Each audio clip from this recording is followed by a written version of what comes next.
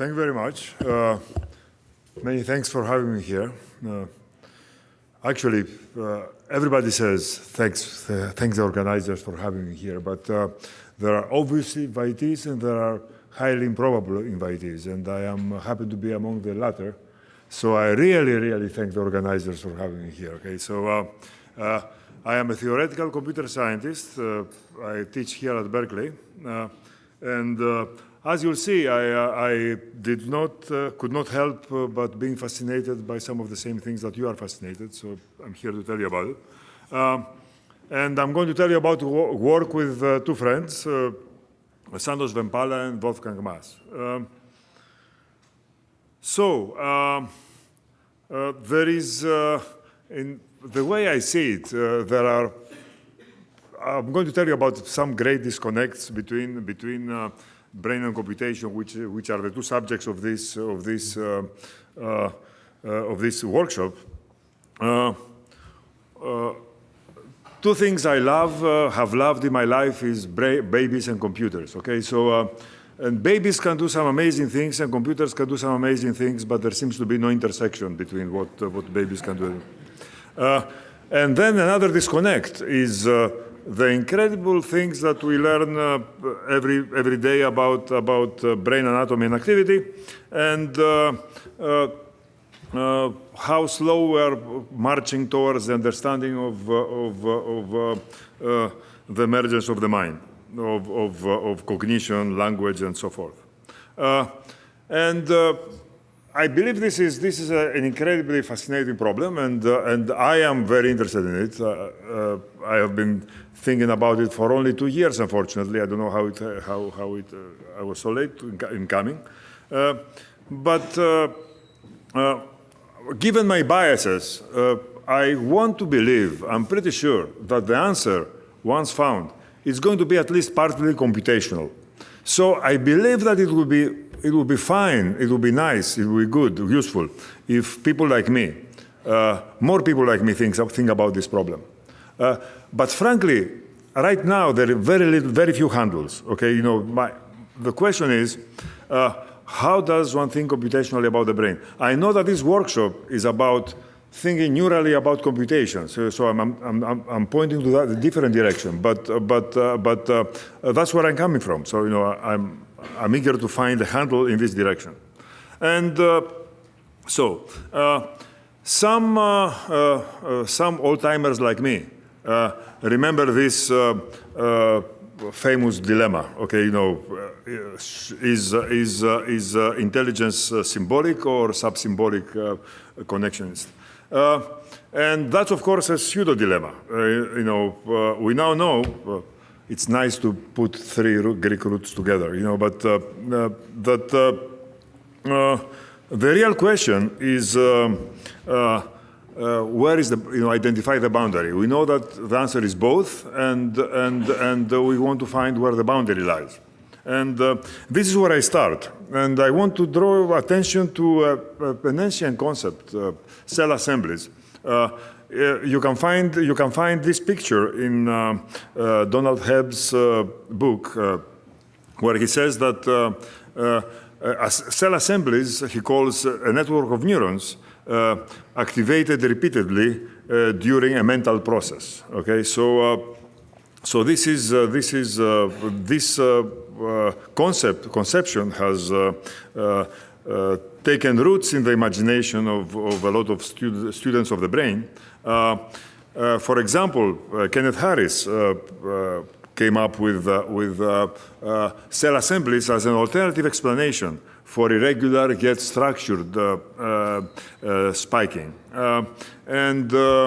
In fact, he came up with this, a much better picture of what cell assemblies are about. And a few years back, Busacki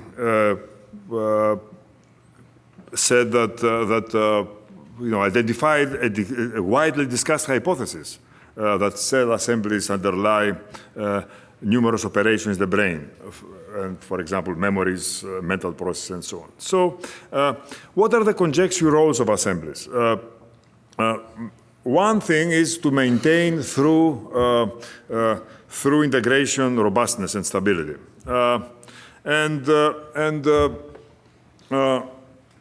little more imaginatively, people have opined that this is how concrete world ideas are represented. For example, there might be an assembly represented this way, so that every time it is activated, it is coterminal with thinking about the idea of perhaps an almond.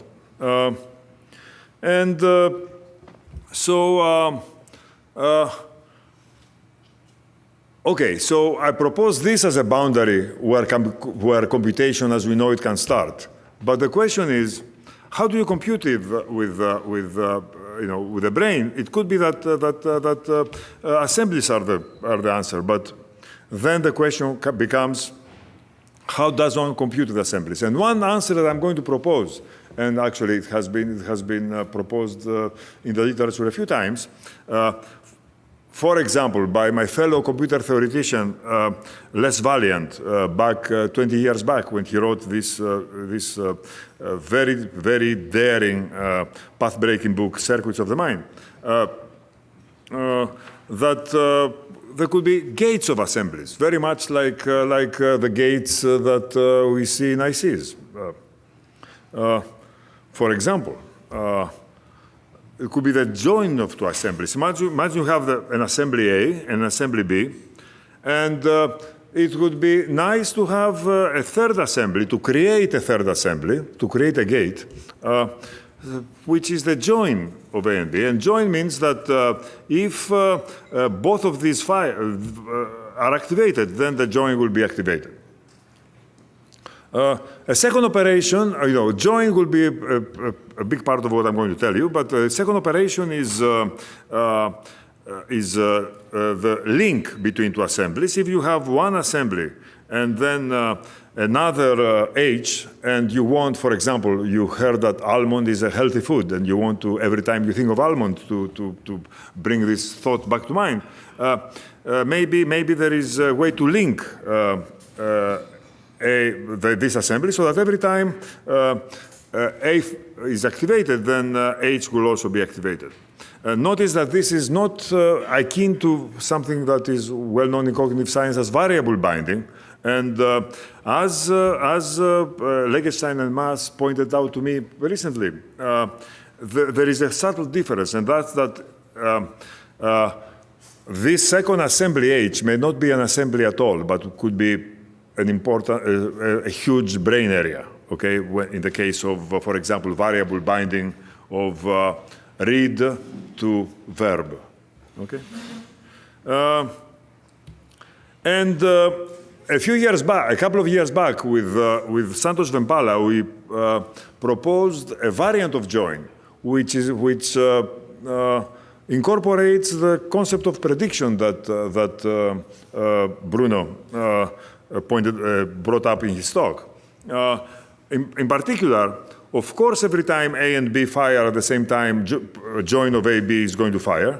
But now, if only A is activated, join is not quite activated, but it is mobilized, and it predicts B. And if B is itself a join, then it will also be mobilized and predict downstream. So these are very primitive ideas about how you could have gates created of these hypothetical things called assemblies. There are challenges, all right? For example, is there evidence that such gates are around? And the second one is I showed you as a game that you have two assemblies, and then you create their join. I mean, can this be done in any realistic way? Of course, important number three, what can they be used for? What can such gates? How can you do actual computation with these gates? Okay. So there is evidence of that the join of assemblies may be taking place. For example, in rodents, it has been measured a few times, it has been noticed a few times that, and not actually a few years back, that the composite memories are created. For example, stimulus or appetitive, or of the triple smell, ambient, color, reward. And in primates, it has been exhibited that memories of two different views of an object can be combined into a single memory. And recently in humans, in a paper by Eisen et al., they did the following experiment. We find this a very striking result. After you combine a person with a landscape, for example, your brother with in front of the Eiffel Tower, then after this combined image is shown, then a neuron previously responding only to your brother now also responds to the Eiffel Tower. Okay, so now let's go to the second challenge that I identified. How are these gates formed? And for example, join and p-join and so on. And Valiant, what Valiant had shown and what Vempala and I have shown for the more complicated construct of predictive join, that they can be, in principle, put together, and not by assuming any connectivity, by essentially recruiting new elements and taking advantage of the randomness in the network, okay? And not assuming even that the network is uniformly random, but taking advantage of any randomness available in the network. And in current work with Wolfgang, we are revisiting the same problem, trying to see if these constructions can be carried out in a way that is, in a more meticulous way, consistent with what we know about plasticity, inhibition, and so on. And of course, in the light of the results of Eisen et al. that I mentioned before. So now let me turn to the other challenge of what are they good for, and I'm going to show you an observation by our group, by Vempala and I, that they can solve a very simple task, but in an interesting way. The task of unsupervised memorization of a particular pattern, like this binary pattern. And basically, what I mean by unsupervised memorization, I mean that after we present this pattern in some presumably sensory cells for a few steps, in some sense, spontaneously, predictive joins are formed in such a way that in the end, one particular assembly is put together which memorizes this particular pattern. And the kind of algorithm I'm going to show you are not unlike the ones that Jeff Hawkins has shown me in the past, and Pentti Kanerva is going to tell you tomorrow. But the point is that we take sort of a slightly different point of view and focus on the gates that produce them. Okay, so let me go through. So this is the spontaneous algorithm, which basically says you just show it and you let the spontaneous creation of these new gates take over, okay? In other words, there is absolutely no logic or rhythm or cleverness in this algorithm. So if a pattern is presented, and now I'm running through the simulation slowly, but the point is that predictive joins are being formed completely spontaneously, and in the end, this memory is formed. If the same pattern is formed, then prediction will be so rapid that no new hardware will have the chance to be created, and essentially the final assembly that symbolizes the fact that captures the fact that this has been recognized will light up. And if a different pattern is presented, in other words, here a few bits have been changed, then the hardware we have will be reused, but some new hardware will have to be built in order to capture the differences. Okay, and the theorem says that this works, okay, that it works without building too tall trees. In the final minutes, I'm going to tell you, I'm going to switch to another place where I believe that gates are crying to be used, and that's language. Language, as you know, is something that was created by us yesterday. Okay, so you know and in some sense it's an evolutionary adaptation that happened very recently, and it's very reasonable to assume that it evolved in a way that exploits the brain strengths. In particular, I'm pretty sure that the language you speak and the languages you speak everywhere in the world, they're optimized so that babies can learn them well, easily. Let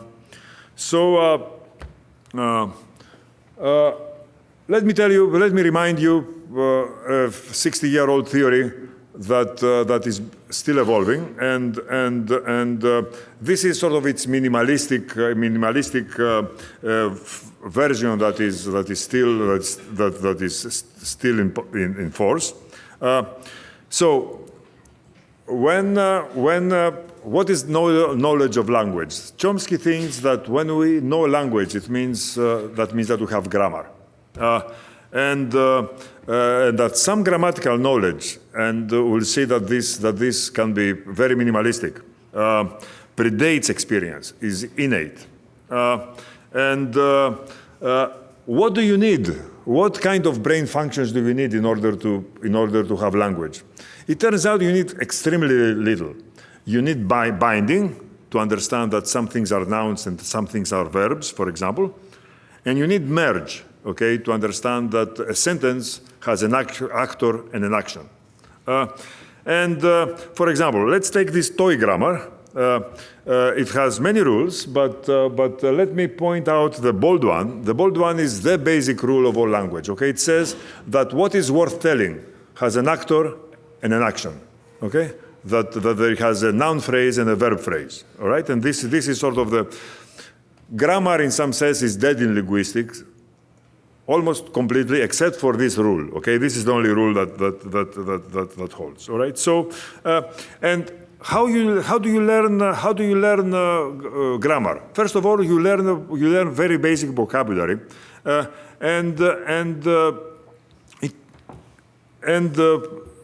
you learn one by one that some nouns belong to this innate category, probably some area in the brain. That is noun phrase. Then verbs, you learn about verbs very much the same way, another innate category. And then you learn sentences. What is a sentence? A sentence essentially is nothing else but an actor and an action. And in some sense, this is what linguists call merge. To my mind, it is very much like p-join. Okay? And of course, sentence is also innate. Then you have generating and parsing sentence. To my mind, generate is much more fundamental than parsing. Parsing, I think, is an afterthought, is sort of a reverse engineering generation. But you notice that several places there is a merge, but there is, of course, the merge, the main dichotomy in language, that there is actor and action. Okay, so that is, and this way you can parse and generate language sentences, and here is another sentence which involves recursion. And the same way it can be parsed. The point is that it's learnable. Okay, we have a theorem that says that all rightly recursive grammars, essentially avoiding what linguists call center embedding, and which always gives trouble to language learners, can be learned efficiently from a well-chosen sequence of few examples. Now I'm coming to the fascinating part. I think that, so in the past 10 years I've been studying evolution, and I believe that the brain should be is the least studied but most fascinating object subject in connection to evolution. So I'll tell you a few ideas that I agree with, and I had anticipated, but came out in a very interesting book by Berwick and Chomsky, Why Only Us. It is tempting to believe that language is not so recent as we think, that language has been ours for about 1 million years. But for the longest time, we sort of, it had been just inner language. Inner language because we could only growl, okay? We had no vocalization. And this, however, inner language was still extremely helpful, extremely important for our ascent. For example, it gave us planning, reasoning, logic, math, stories, okay? Inner stories. And then maybe 100,000 years ago or less, if you think about it, that's 3,000 generations, okay? That's an incredibly small amount of time. Somebody in a cave somewhere started vocalizing. Okay, sort of, and then it spread, and language became vocal, language became social and learnable, language became mutable, and so we have English and Farsi. Okay, so evolvable. And the rest is prehistory, okay? So that's this could be the most fascinating story of all. One last coming back to neuroscience. One last point. Could it be that the merge is innate? Okay. So this is a slide from a paper by Frederici. Where they have discovered, they have found that there is, in the left hemisphere, unfortunately it also exists in the right hemisphere, with some modifications. But certainly in the left hemisphere, there are 4 pathways that are, first of all, they seem to be specific to humans. And second, they are apparently myelinated just before the 2nd year of life. So as soon as syntax arrives, okay. So and one makes you wonder. I mean, what does this have to do with the mergers of syntax and the sort of the growth of the merge? All right. So just to review. Well, I believe that cell assemblies are a very interesting way to start thinking for computer scientists like me, to start thinking about computation in the brain.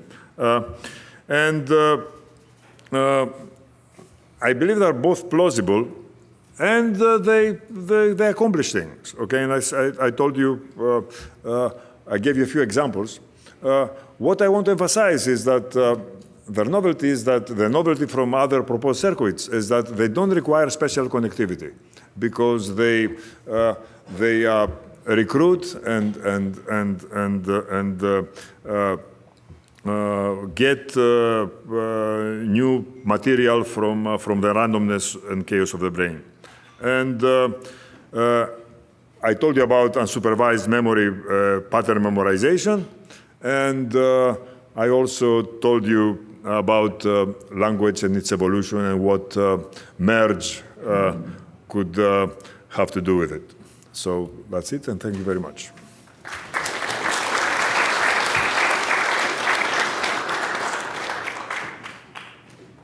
So, Sure.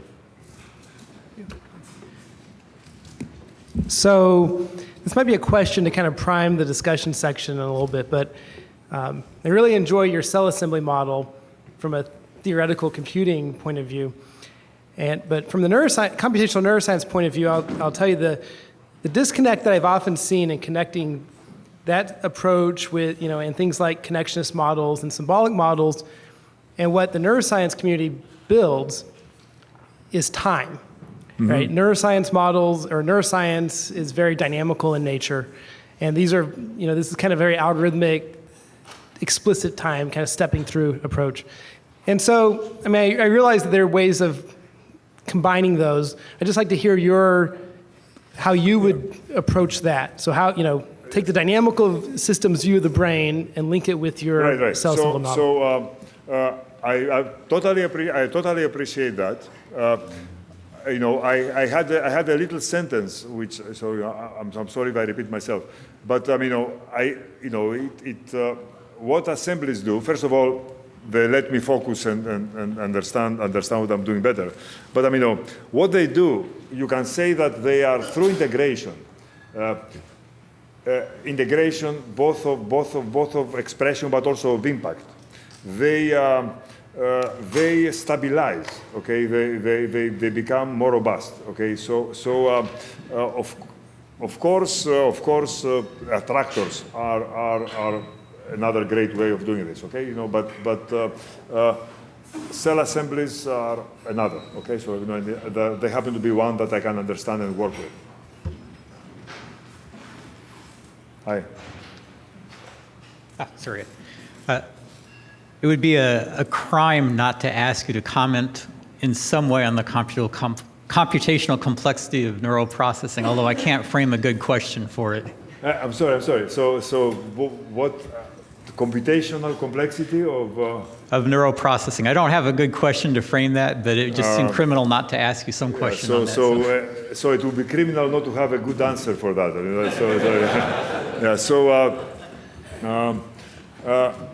So computational complexity deals with artificial environments and input. Deals with problems that are presented in artificial environments. Okay, because for all our algorithms, okay, most of their inputs are generated by other algorithms. All right, so we have been optimized. Our brains have been optimized to survive and thrive on this planet. Okay, in a boring planet, our brains would do absolutely nothing. Okay, so but basically, I think that we are tailor suited to the fascinating environment around us. Does it help? And as a result, computational complexity, as we studied, for artificial systems, seems to me irrelevant because these are algorithms that have been completely tailor-made for their inputs. Okay. Okay.